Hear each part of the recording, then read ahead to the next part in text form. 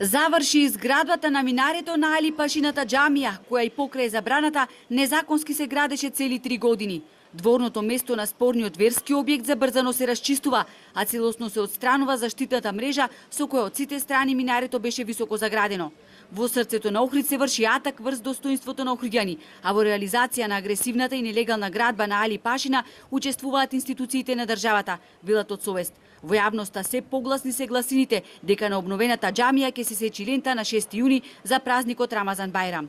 Додека неповратно го губиме статусот на заштита од УНЕСКО и јавно го покануваме господинот Зоран Заев да дојде со бомбониера на легализирање и отварање на дивоградбата Али Пашината џамија со минара најголемо и доминантно во цел Охрид. Да му порачаме да нема гајле, Охрид си стана Исламабад.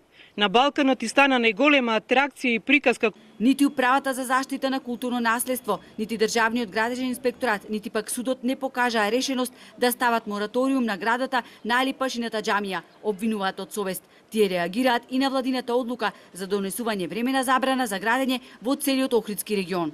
Ке има мораториум на донесување планови на цело подречје на град Охрид, каде наместо мораториум да важи за целото градско подречје и крайбрежието кое е во заштитената зона. Истото ќе важи за будали луѓе кои веќе почитувале закони и си чекале дозволи за градба, а во меѓувреме куќите им станале трошни и подложни на рушење. Проблемот со зголемен обем на нелегални градежни активности во заштитеното централно градско јадро, како и зградата на Али Пашината џамија, ќе биде на дневниот ред на 43-та сесија на Советот во Баку. УНЕСКО уште во март ја побара целокупната документација за џамијата, а сега во Азербејџан ќе се разговара за влијанието на овој и останатите спорни објекти врз универзалните вредности на Охридскиот регион. Таму ќе се разгледува статусот на Охрид под капата на УНЕСКО кој сега виси.